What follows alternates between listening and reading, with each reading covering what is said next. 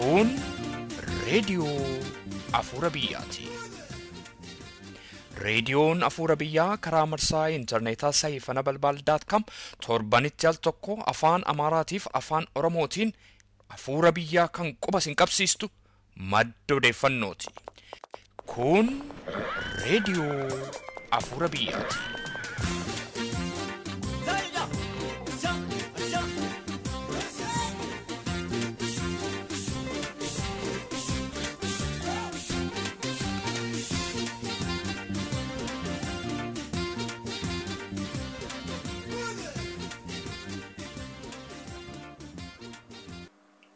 Harka fuunee dhaggeeffattoota keenya reediyoon Afuura Biyyaa har'aaf hin taagantetti sagantaa guyyaa har'aa qabattee dhiyaatteetti hanga xumura sagantaa keenyaatti nu waliin turaa jechuudhaan isin affeerra.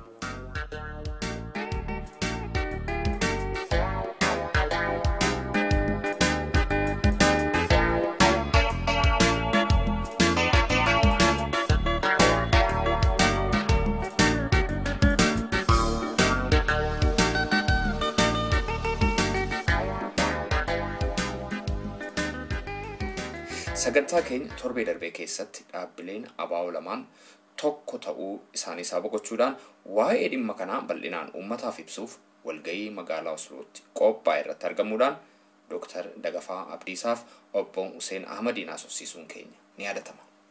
Akkuma torbee waadaa isinii gallee walgahicha irratti Oromoota haasofsiisnee turre kabiroo har'aaf qabannee dhiyaanneerra. Keessummootni keenya har'aa Adda Bilisummaa Oromoo qaama ce'umsaa irraatii namoota lama, Adda Bilisummaa Oromoo Shanee Gumii irraatiis akkasuma namoota lama isinii dhiyeessuudhaan gaaffilee garaagaraa dhiyeessinaa fi maree immoo waliin goona. Jalqaba irratti Dr. Galaanaa Baalchaa Adda Bilisummaa Oromootti itti gaafatamaa Awurooppaa akkasumas Obbo Amansiis Qanaatee Adda Bilisummaa Oromoo Koonyaa Oslootti itti gaafatamaa hawaasummaa waliin maree goona.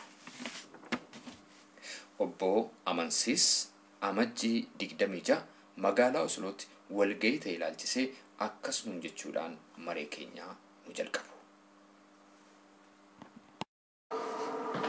Kaayyoon walgahii kanaa qaamota Adda Bilisummaa Oromoo bara 2001tti adda ba'anii turan akkasumas isa boodas sababa adda addaatiin warra adda ba'anii turan gara dhaaba isaaniitti deebi'uudhaan tokkummaa uumuu isaanii hawaasa naannoo kanaa keessumaayyuu hawaasa Iskaandinaaviyaadhaaf ibsa gochuudhaaf kan qophaa'edha. Akkuma walgahichi karoorfatetti uummati Iskaandinaaviyaa hedduminaan dhufee walgahii kana irratti qooda fudhateera. Eessa fa'i kun? Biyyoota Iskaandinaaviyaa warra jennu Sweden, Norway fi Denmark irraa kan dhufanidha jechuudha. Baay'ee gaarii. Namoota meeqa ta'u walgahii har'aa irratti hubannaa akka argataniif dhaggeeffattoota keenya? Tilmaamuun lakkoofsa namaa kana tilmaamuun baay'ee rakkisaadha. Garuu anaaf gara nama 200 olii ta'a jechuudha. Galmi guutee ma jira? Galmi guutee jira. Hedduu haala nama gammachiisuun kan inni deemaa jiru jechuudha. Baay'ee gaariidha. Waa'ee garaagarummaa ilaalcha dhaabbilee ABO lamaan gidduu jirutu tokko ta'ee waliigalteen ta'ee gara tokkootti dhufame. Amma yeroo ilaallu Oromoota gidduutti ilaalcha lamatu bal'inaan mul'achaa jira. Inni tokko Itoophiyaa Dimookiraasessuu kan jedhudha. Inni tokko immoo Oromiyaa bilisoomsuu kan jedhudha. Ilaalcha kana lamaan walitti fidanii dhiphisuudhaan gara waliigalteetti dhufanii waliin tarkaanfachuun hin danda'amu laata? Kalaalcha keetiitti. Okay. Gara dudubaatti deebinee yoo ilaalle gaariidha. Addi Bilisummaa Oromoo wayita uumamullee yaadi kun ni jira. Yaadi kun lamman ni jira. Wal falammii guddaa akka ture. Oromiyaa bilisoomsuu fi Itoophiyaa Dimookiraatessuu yaada jedhu gidduutti wal falammiin jalqabarraa kaasee akka ture hin beekama. Keessumaayyuu 92 erga chaartaraa ba'amee booda garuu wal dhibdeen kun babal'achaa dhufe. adda bilisummaa Oromoo jeequmsa keessa ture jechuun ni danda'ama ilaalchota kana lamaan ilaalchise. Ani akka miseensa adda bilisummaa Oromoo tokkotti ilaalchi kun viizhiniidha jedhamee haa ibsamu malee anaaf abjuudha. Abjuu kan isa godhu viizhiniin isaan fudhatanii ka'an akka viizhiniitti biyya keessatti ilaalamee ture. Obkoodhaan ammas immoo dhaaba waa fidoo jedhuun biyya keessatti Itoophiyaa dimokiraasii hin danda'amu isa jedhu teest goonee jirra. Wanti sun viizhiniitu hin taane anaaf abjuu ta'eera jechuudha. Gaa ta'u malee yaadi kun garuu adda bilisummaa Oromoo keessatti jeequmsa guddaa uumeera. Gareen Itoophiyaa dimokiraatessuun nurra jira jedhu sun adduma bilisummaa Oromoo keessaa dhalate. Inni kunis jaarmiyaalee amma adda bilisummaa Oromoo keessaa bara 2001tti adda ba'aniif illee sababa ture. Haa ta'uuti adeemsa keessa adda bilisummaa Oromoo diigumsa irraa gara ijaarumsaatti dhufee namoonni kaayyoodhaan bakka lamatti adda ba'anii jiru amma. Kanaan dura waan adda addaatiin adda ba'uun ni jira, gandaan amantiidhaan waan akkasiitiin, amma garuu kaayyoodhaan wal qulqulleessaa jira qabsoon bilisummaa Oromoo. Kanaafuu waan kun lamman ni araaramu moo hin araaramanii inni jedhu seenaatti deebi'anii ilaaluutu nama barbaachisa jechuudha. Sana jechuun maal jechuudha? Mootummaa Itoophiyaa impaayera sana kan qabatee ture warra murna xiqqoodha. Murni xiqqoo murna guddaa cabsee yeroo qabatee jirutti demokrasii ni kenna jedhanii eeguun qabeenya kee irratti hundaa'e otoo jiraachaa jiru, humna keetti utuu fayyadamaa jiru, demokrasii sii kenna jedhanii abjochuun anaaf abjuudha. Kanaaf akka inni itti araaramu isinis waan hojjettan hojjedhaa, nutis waan hojjennu ni hojjenna, nagaa waliif haa laannu, yoo karaan keessan siin baase deemaa waliin jechuu danda'uutu araara natti fakkaata. Waan kana walitti fiduu otoo hin taane walirra dhaabbachuu dhiisanii, qabsoo bilisummaa Oromoo danquu dhiisanii, humna isaa laaffisuu dhiisanii, karaan isaan jedhan sun ni deemsisa yoo ta'e biyyattii sana dimokiraatessuudhaaf yoo hojjetan, inni immoo bilisummaa Oromoo biyya mataa ishee dandeesse tokko ijaareetan argisiisa inni jedhus immoo karaa isaa yoo deeme kun araara natti fakkaata. Kanarraa fi kana gidduutti yaadi sadaffaan dhufee isaaniin araarsu waan jiru natti fakkaatu. Mee gaaffii tokko si gaafadha. Qabsoo bilisummaa Oromoo bakka yaadameen yeroo yaadametti akka inni hin geenyeef wantoota gufuutti ta'an keessaa inni tokko rakkina ji'oopolitiksiiti jedhama si'a baay'ee. Rakkinni ji'oopolitiksii kun immoo jira duriyyuu ammas jira. Haala biyyootii gaanfa Afrikaa immoo yeroo malaallu ittuma caala hammaachaa waan adeemu fakkaata. Kana jala ba'uudhaaf yookaan kana bira darbanii qabsoo bakkaan ga'uudhaaf maal gochuutu namarra jiraata? Maa inni fallisaa? Qabsoo bilisummaa Oromoo akka yaadamutti bakka isaan ga'uu dhiisuudhaaf sababaaleen adda addaa ni ka'u. Anaaf garuu sababaan isaa tokko qofa. Sababaan sunis Oromoo tokkoomsanii humna gochuu danda'u qofa.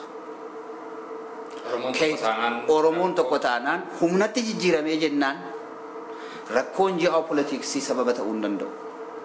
Anaaf inni kuni rakkoo abdii kutannaa natti sababa abdii kutannaa natti fakkaata. Yoo sababoota nan barbaada jette qabsoo bilisummaa tokko keessatti sababoota nan barbaada yoo jette sababoota kuma kaa'uu ni dandeessa. Isa keessaa inni kunis tokkodha.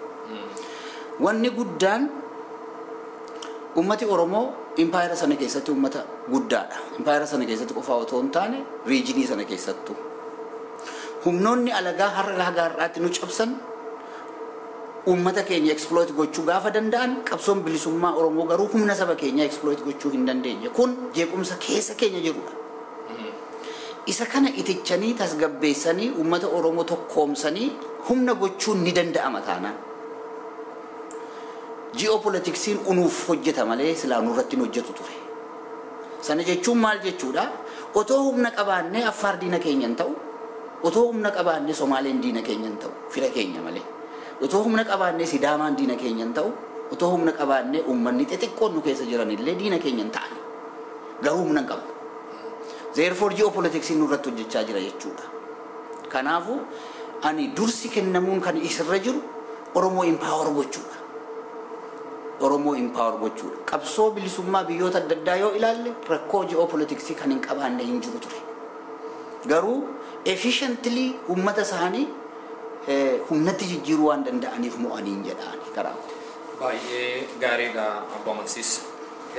Mee haala amma biyya keenya keessatti mul'atu waliin ilaallu.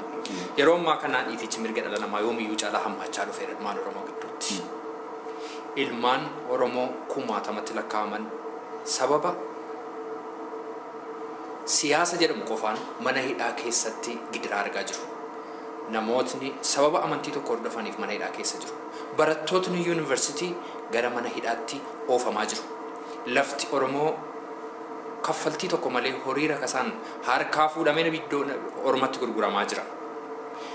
Amma immoo gidduu darbee akkuma dhageenye Harargee Bahaa keessatti daba mootummaan hojjetu lubbuun ilmaan Oromoo badaa jira. Kana mormuudhaan Oromooti biyya ambaa keessa jiran baay'een amma sagalee isaanii dhageessisaa jiru. Kaleessa Washington DC'tti, UK'tti, akkasumas Austraaliyaa, Awurooppaa biyya garaagaraa keessatti hiriira nagaa ta'aa jira. Mee yeroo kana Oromoon biyya keessa jiru maal gochuutu irra jiraata? Oromoonni biyya ambaa jiru maal gochuutu nurra jiraata? Mee isa kanarratti yaada kee nuu kenni.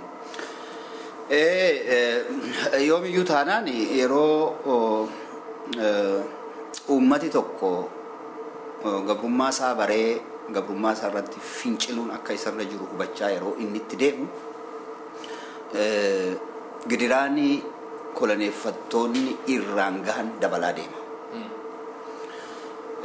Inni kun maalidha kan nu argisiisu consciousnessiin uummata keenyaa guddachaa jira yeroo ammaa. Jijjiirama guddaatu jira biyya keessa. Isa kaan hafee OPDO keessatti jijjiirama ilaalaa jirra. Inni kuni diina keenya hirriba dhorka. Dararamni isaan uummata keenya irraan gahan illee dabalaa deema. Amma sadarkaa kana jirra. Qabsoon keenya kanarra yoo dabalaa deeme, yoo jabaachaa deeme, hammeenyi isaaniis akkuma kana dabalaa deema. Kana expect gochuun nurra jira jechuudha yeroo hundumaayyuu taanaan. Maayinni objective conditionii dhumadha kun.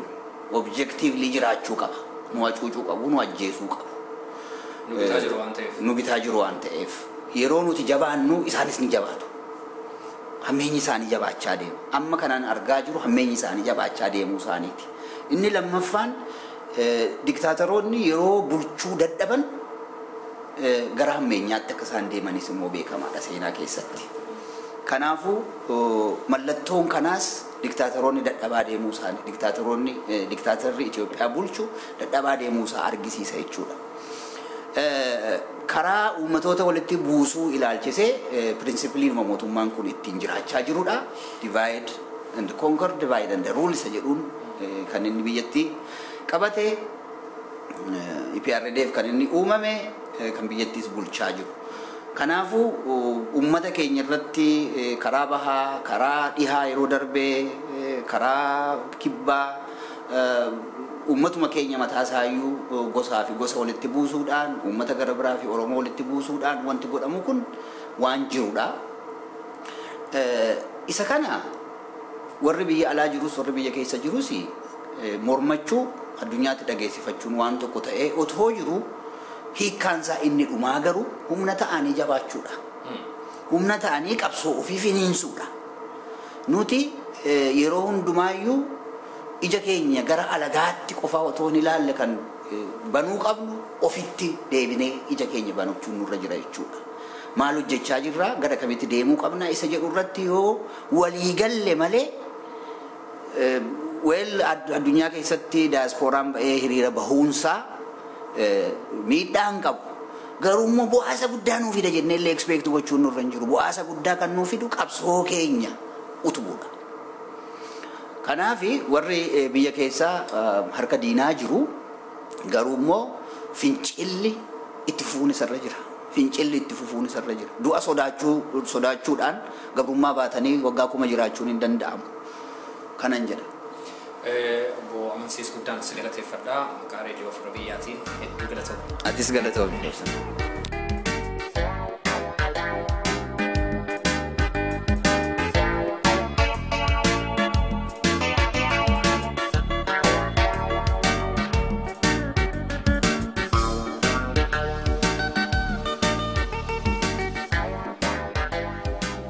Maqaan koo Galaanaa Baalchaan jedhama. Kanan jiraadhu biyya Suwiidiniiti.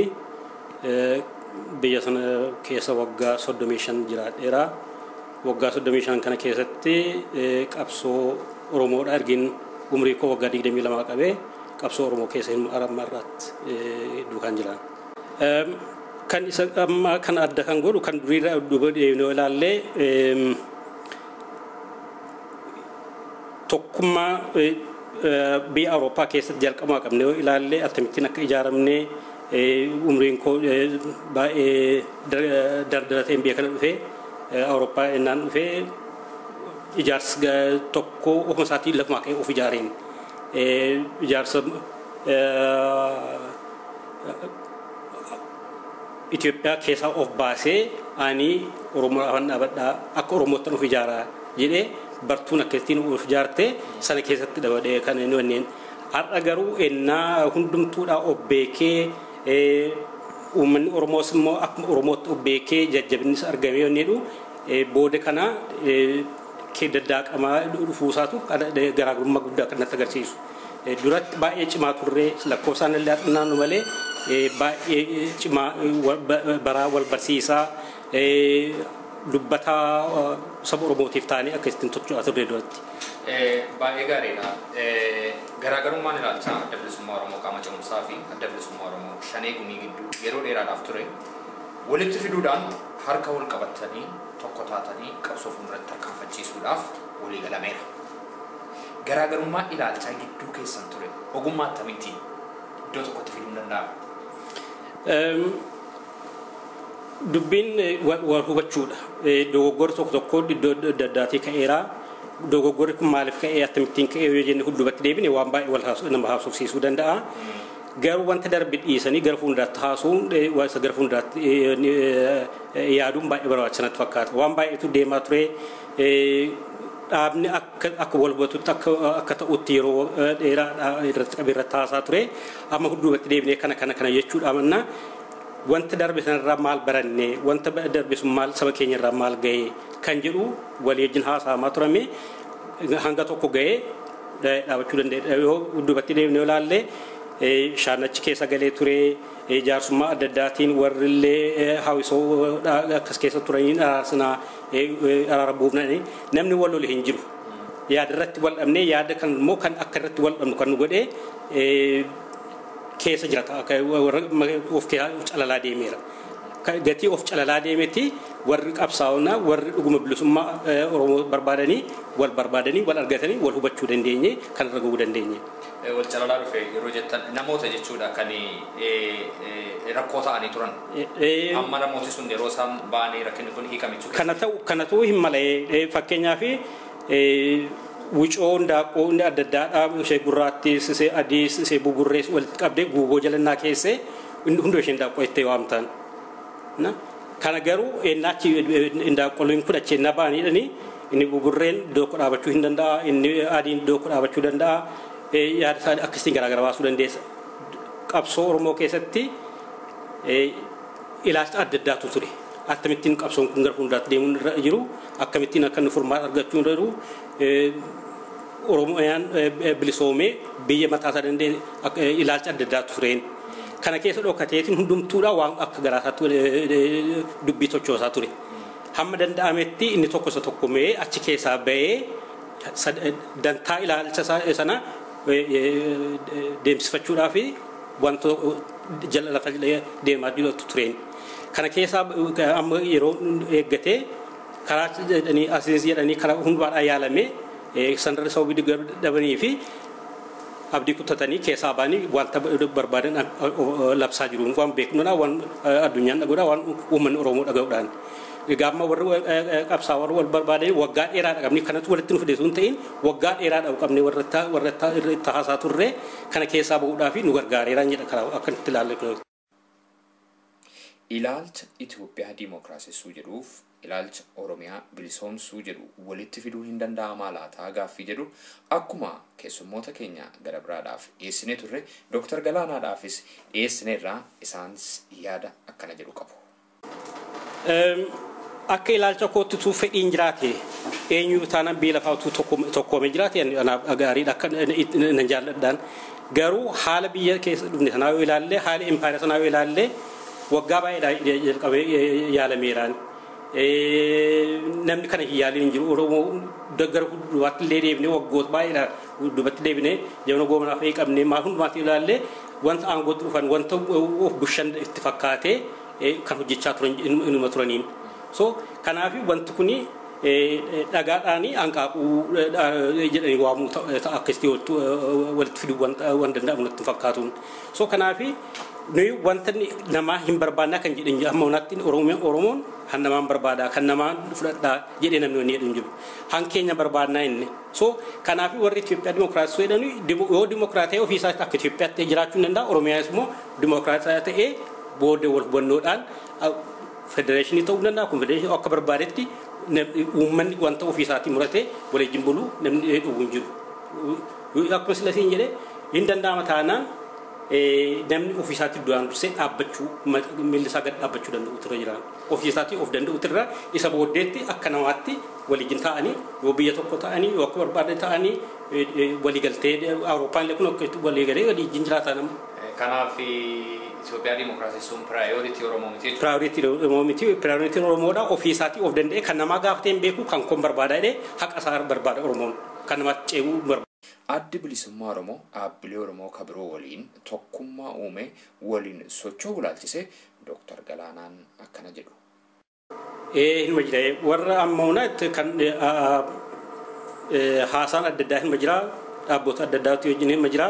Fakkeenyaaf kan akka warra gurmuu qabsaawotaa kan akka ulfoo wajjin haasaan ma jira gara fuulduraatti gaaddisa tokko jala teenyee dhaaba tokko jala teenyee gara akka tochuu dandeenyu hin waliin haasaam garuu immoo isa akkuma sila dubbannee lakkee isa faallaa isaatiin kan deemu bilisummaa barbaachisu Oromoo fi biyya Itoophiyaadhaa Dimookiraatessuu dandeessa kan jedhu wajjin wanta haasamuun danda'amus barbaachisaa natti fakkaatu wanta natti amanee isaan karaa isaanii adeemanii inni immoo lakkii Oromiyaan bilisummaa isaa argachuu hin danda'a warri jennu wal barbaannee waliin dhaabbachuudhaa fi wanti haasaanis immoo jira gara fuulduraatti itti fufaadha. Dhiitichi mirgi dhala namaa Oromoo irratti hammaachaa dhufuusaa ilaalchisee Dr. Galaanaan yaada kana fakkaatu qabu. Kuniyyuu kan inni ta'u cimna Oromoodhaa agarsiisan jedhan immoo gatii Oromoon cimeeti gatii Oromoon kan koon barbaaddeeti irratti cimee hamma naa danda'ametti hamma yoo argadhetti nan saamaa kan jedhutu irratti duule malee akkanatti fakkaatutti gaafa tokkummaan keenya dhufee cimee wanni jedhee hiikkaan guddaan kan inni dhufu tokkummaa keenya duratti kan inni wanni jedhu uummanni Oromoo harka wal qabatee gaafa ka'ee dhaabatee waliin ofirraa faccisee yoomii taanaan ofirraa dhaabuu danda'an.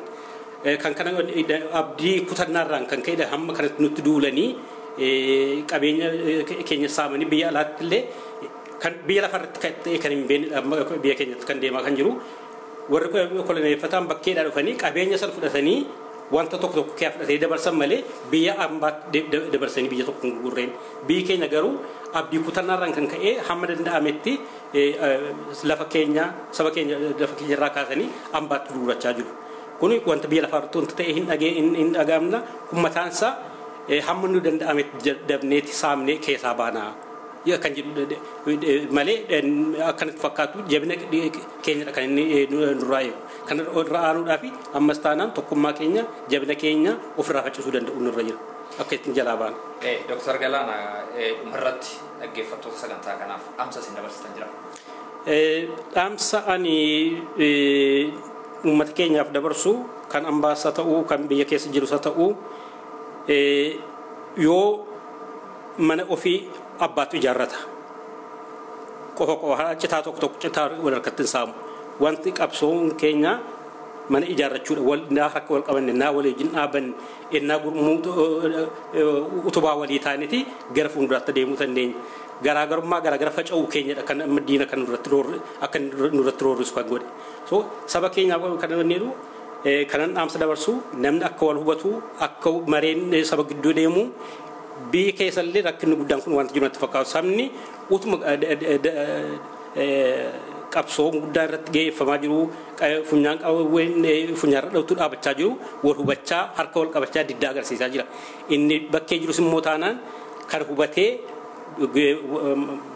garaagarummaa isa gidduu jiru furmaata argachiisee gara fuulduraatti akka inni tochuudha kanan waamicha godhu. Dr. Galaanaa maqaa dhaggeeffattoota raadiyoo Firoobiyyaatiin seensa galateeffadha. Atillee galatoomna.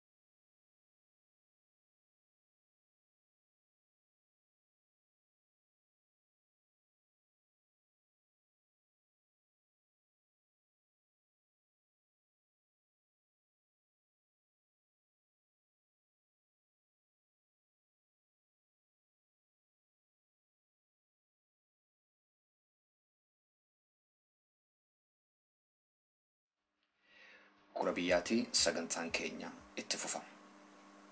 Dhaggeeffattoota keenya ammas keessummoota lama qabna. Obbo Gammachiisaa miseensa Adda Bilisummaa Oromoo qaama ce'umsaa si'a ta'an, obbo Jireenyaan immoo miseensa Adda Bilisummaa Oromoo gumii sabaati. Keessummootni keenya lamaan isaaniiyyuu walga'iin kun adda jedhu. Obbo Gammachiisirraatii jalqabna. Maaliif walga'iin kun adda ta'e? Walga'ii har'aa kan adda godhu kan duraarraa kan adda godhu dhugaamatti haala gammachuutu namarraa argama. Haala namatti tolutu uummatarraa ilaalama. Haala waliigaltee haala jaalalli uumamaa jirutu calaqqisa walga'ii har'aarraa. Kanatu natti fakkaata. Otoo obbo Jireenyaa maaltu adda godhu walga'ii kana? Walgahiin har'aa walgahii itti qaamoti lamaan kun walitti dhufanii bakka tokkotti yaada isaanii miseensota naannoo Osloo jiraatan fi bakka adda addaa irraa bakka kanatti dhufanitti ibsanidha jechuudha. Walgahiin kun walgahii tokkummaa Oromoo mirkaneessuu keessatti qooda guddaa qabudha. Kun jechuun Oromoon akeeka tokko jalatti tokkummaa isaa tikifatee akeeka bilisummaa Oromoo fi walabummaa Oromiyaa dhugoomsuudhaa fi waliin qabsoo isaa tarkaanfachiisuudhaaf kan mirkaneessadha jechuu dandeenya. Baay'ee gaariidha. Waa'ee garaagarummaa ilaalchaa kaastee garaagarummaa ilaalchaa kanatu iddoo tokko dhufee amma yeroo ilaallu Oromoota gidduutti baay'inaan ilaalcha lama atu jira, ilaalcha lama dhageenya. Inni tokko Itoophiyaa Dimookiraatessuu kan jedhu jira, inni tokko immoo Oromiyaa bilisoomsuu kan jedhu jira. Ilaalchota kana lamaan walitti fiduun hin danda'ama jetta adeemsa keessa obbo Jireenyaa? Kaniin ani jedhe qaamota lamaan kana gidduu ilaalchi siyaasaa jira jedhee hin jenne jechuudha. Hin jiru. Inni beekamaadha. Inni dhufee iddoo tokkotti. Gara tokkotti dhufee. Ilaalchi nu gidduu jiru tokkicha. Tokko Oromoota jechuun koo Oromoo uummata bal'aa fudhannee yeroo ilaallu waan lamatu dhaga'ama. Innis immoo Itoophiyaa Dimookiraatessuu kan jedhamu dhaga'ama. Oromiyaa bilisoomsuu kan jedhamu hin dhaga'ama. Isa kamtu sirriidha, isa kamtu sirrii miti amma kan dubbannu garuu ilaalchota kana lamaan deemsa keessa walitti fiduun hin danda'amaadha. Ilaalchoti lamaan kun walitti dhufuu hin danda'an. Sababni isaa jalqaba Itoophiyaan impaayerri dimokiraatawuu hin danda'u. Sababni isaa tokkoffaa namooti har'a aangoo irra jiran sababii cuurraa aangoo qabatanii jiru. Sababa kanaa fi amalli isaanii amala diktaatorummaa harkaa qabu jechuudha. Yoo biyyittii sana dimokiraatessanii aangoo isaanii akka dhaban ni beeku.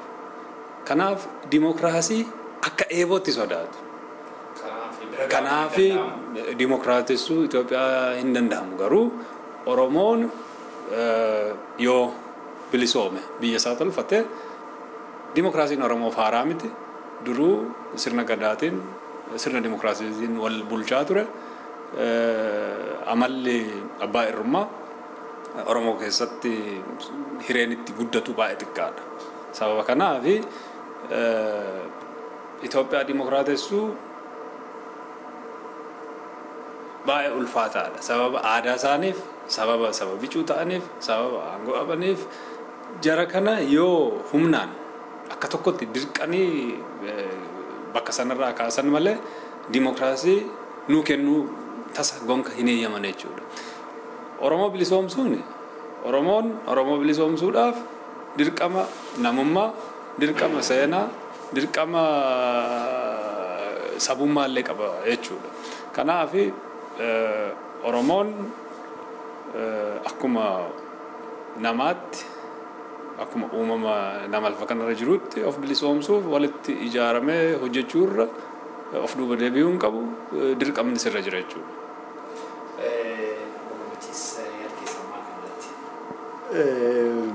Waan Itoophiyaa Dimookiraatessuu kun amma waggaa hedduu kan jalqabame si'a baay'ee yaalamee bara Minilikii ka'ee keessuma jiraataa dhufne miti keessuma jiraataa dhufan waan haaraa miti. hin danda'amne nuuf hin taane nama keenyatu keessatti du'e nama keenyatu keessatti qalame keessatti garboome waan tokko wanti bu'aa arganne hin qabne yaalamaa ture waggaa dheeraadhaaf hin danda'amne maalii fi amma kan adda bilisummaa Oromoo kan inni kaayyuun qabatee ka'e kuni Oromoo walaboomsuudhaaf Oromiyaa biyya walaba ta'u gochuudhaaf so kanarratti ta'uu barbaadna waan tokko lafa dhannuu qabnu gara fuulduraattis sanuma kamatti darbaa deemne irraa kan hafe lafa dhannuu qabnu kanarratti cimuu qaba. Itoophiyaa diimokiraatessuu fi hireen adda addaa ni turan garuu sababa namooti aangoo Itoophiyaa qabatan fedhii hin qabaanneef Itoophiyaa diimokiraatessuu fi hiree dhufan hunda ukkaamsuun yeroon irra darbeera jechuudha. Sababa kanaaf Oromoon sana bira tarkaanfatee gaaffii bilisummaa fi walabummaa qabatee waan jiruuf ammatti kana of duuba deebisuun baay'ee ulfaataa ta'uu tuquu barbaadeera. Baay'ee gaarii. Dhaabbileen ABO lamaan walitti haa dhufan malee maqaa Oromoo qabatanii kan tarkaanfatan ammas dhaabbilee baay'een akka jiran hin beekamu. Isaan kana wajjiniin walitti siqee tokkoomee deemsa keessa waliin tarkaanfachuuf addi bilisummaa Oromoo waan saganteeffate qaba. Gammachiisa.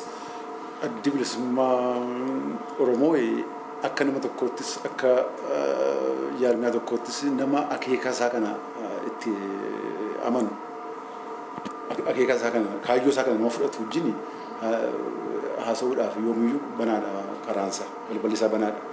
Haa ta'u iyyuu malee immoo namoota waa'ee kana irratti hin amanne waa'ee walabummaa Oromiyaa irratti hin amanne dhaabota jiran wajjin haasa'uun akkaataa itti haasa'amutu na rakkisa natti hin fakkaatu. Garuu namni hundumtu karaa isaa wanta yaade hojjetatu wanti nama dhibe wanti nama rakkisa hin jiru. Akka diinaatti ni ilaallu. Diina jennee isaan ni ilaallu. Deemsa keessa waliin miidhuu hundumtu karaa yoo deeme humni inni fayyadamu tokko sabni inni lolaaf jedhu tokko. Dhugaadha. Gufuu ta'uu hin danda'a.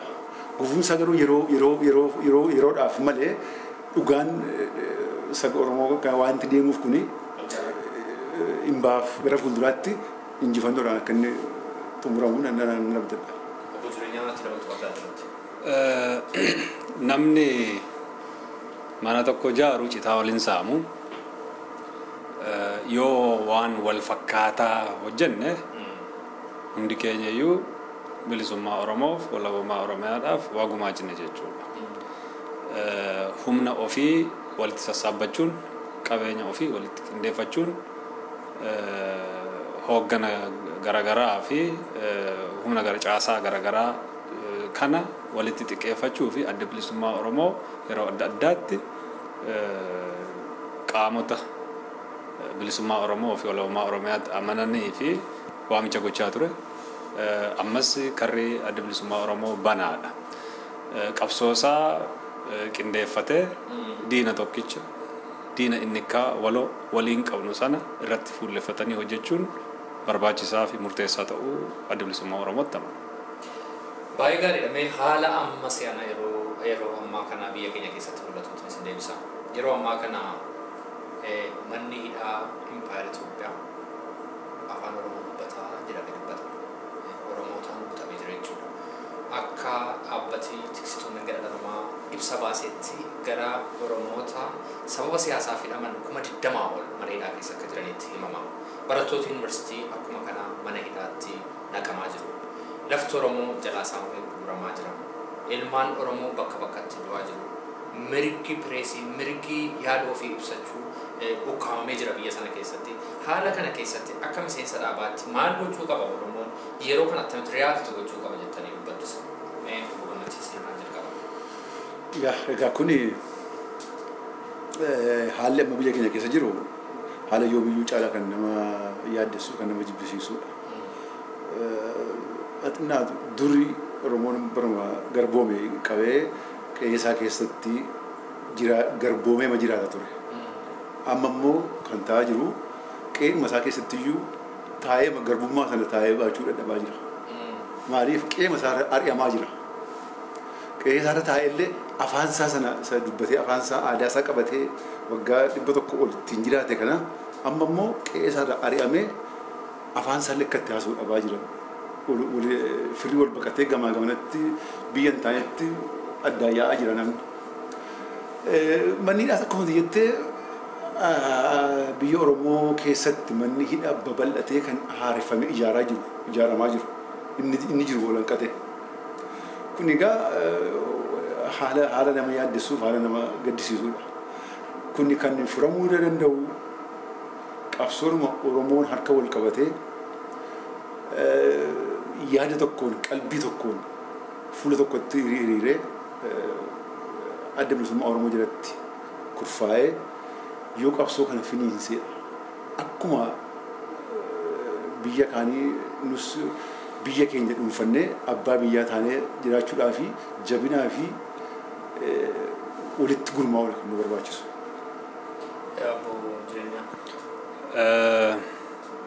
Uummati Oromoo akkuma atuu jette hacuuccaa kana hin jedhamne keessa jira, gidiraa argaa jira, hidhamaa jira, qabeenyi isaa saamamaa jira. Uummanni Oromoo kanarra aanuudhaaf kan inni gochuudhaa qabu wal ijaaruu danda'uu qaba. Humna isaa sakaaluun ittiin jiru. Oromoon biyya keessattis ta'e biyya alaatti sadarkaa adda addaatti hojii raawwachuu danda'an qaban jechuudha. Caasaa diinaa keessatti kan mootummaa sana utubanii jiran ilmaan Oromoo ni jiru, kan sana falman ni jiru jechuudha. Humna Oromoo danqee dhaabbachuu irra gar tokkotti of sochoosee cunqursaa, saaminsaa fi gidiraa kanan jedhamne kana ofirraa kaasuun dirqiidha ta'a. Namoonni har'a sirna sana tajaajilan hundi isaanii iyyuu mana hidhaa jiru. Hidhaa isaa mana hidhaa amma afaan Oromoo dubbata jedhamurrayyuu warrumti mindaa fi caasaa tikaa fi waan ittiin amanne hojjetan martinu sammuun isaanii hidhamaadha. Hidhaa keessa jiru. Isaan kan bilisoomuu danda'ani yoo qabsoo bilisummaa Oromoo cinaa dhaabbatanii sirna isaan hidhee jiru ka sammuu isaanii ta'uu danda'a, ka qaama isaanii ta'uu danda'a, sana ofirraa darbanii bilisa ta'anii biyya isaanii irratti sirna dimokiraasii ijaarratan qofaadha jechuudha. Dhumarratti daqiiqaa tokkoon isinii kenne dhaamsa maalii dabarfattu ilmaan Oromoof kan biyya keessaaf biyya ambaa jiranii kan qogamatiisa? Galatoome biyya keessas kan jiranii fi biyya ambaa keessas kan jiraannu waan hunda caala kan Oromoodhaa fi murtaan tokkoomuudha. Wal qabannee tokkummaadhaan lafa barbaannu sana ga'uudha. Wal jibba dhiifnee ilaaf ilaaminaa wal dhaggeeffannee yoon dogoggoree ifatti na gaafatanii isa sana gaafatan anis gaafadhee jaalalaaf dhugaadhaan tokkummaadhaan waan na nyaanne sana bakkaan ga'uudhaaf akka jabaannee hojjennu rabbiin waa gargaaruun jedha. Ilmaan Oromoo biyya keessa jiranii qabsoo isaanii finiinsaa jiran egereen kan Oromooti qabsoo keessan jabaadhaatti fufaa. Ilmaan Oromoo biyya alaa jiran namni biyya hin qabne uffati ergisaa namarraa beeksisa jedhan sana waan ta'eef biyya ofii qabaachuun baay'ee murteessaa ta'uu hubachuudhaan qabsoo kana akka deeggaran maallaqaan haa ta'u yaadaan haa ta'u dhimma Oromoo halagaatti beeksisuudhaan haa ta'u akka halagaan impaayera sana hin deeggare gochuudhaan haa ta'u sanarratti fuulleffatanii humna isaanii gar tokkotti fuuleffatanii akka hojjetan. Ilmaan Oromoo halagaadhaaf hojjetan halagaadhaa fi meeshaa ta'uu irra Oromoodhaaf hojjechuun ofii isaaniiyyuu bilisa bahanii hidhama sammuu isaanii akka bilisa of baasan akka qabsoo Oromoo cinaa hiriiran waamicha godhaaf jechuudha. Egaa humni Oromoo hunduu bakka jirutti tokkummaadhaan ka'ee biyya mataasaa bilisummaa isaa fi jireenya uummata isaa fooyyessuu gidiraa fi hidhaa fi saaminsa irra jiru ofirraa kaasuu fi dirqama sabummaa fi dirqama namummaa qaba jechuudha. Kanaaf Oromoon waliin hiriiree tokkummaadhaan akka qabsoo isaa finiinsuun dhaama jechuudha. Obbo jireenyaaf obbo Gammachiis maqaa dhaggeeffattoota raadiyoo Fira Biyyaatiin seensi galateeffadha. Atis galatoomna.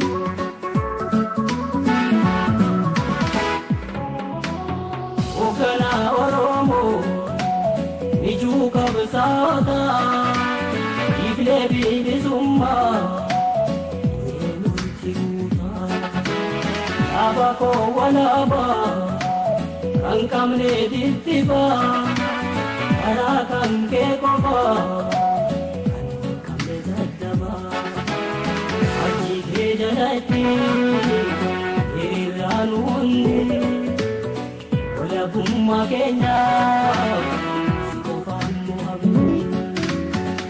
walabummaa keenya sikofaan nu habisu karaa walabummaa dhugaa mul'isaa bilisummaa haqaa jecha Oromoo taasii qofaa walabummaa biyyattiin madagaa jecha Oromoo taasii qofaa walabummaa biyyattiin madagaa.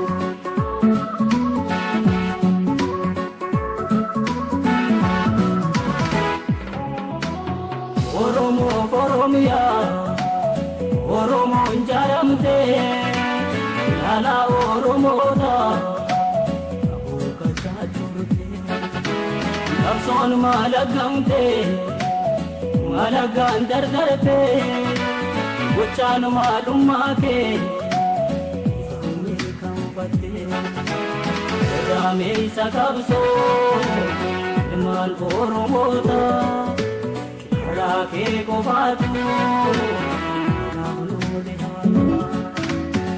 rake ko batu karaa walabummaa dhugaa mul'isaa bilisummaa haqaa jecha Oromoo taasii qofaa walabummaa biyyattiin madagaa jecha Oromoo taasii qofaa walabummaa biyyattiin madagaa jecha Oromoo taasii qofaa walabummaa biyyattiin madagaa jecha Oromoo taasii qofaa walabummaa biyyattiin madagaa. jecha Oromoo taasii qofaa walabummaa biyyattiin madagaa.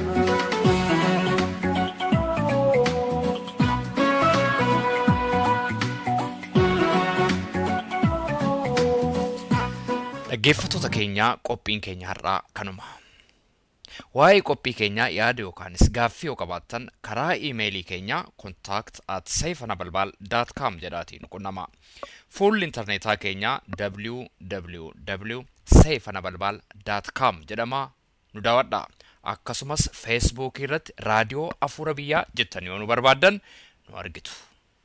Torbee qophii biraatiin hamma wal agarrutti torban gaarii isinii hawwinaa gaariitti.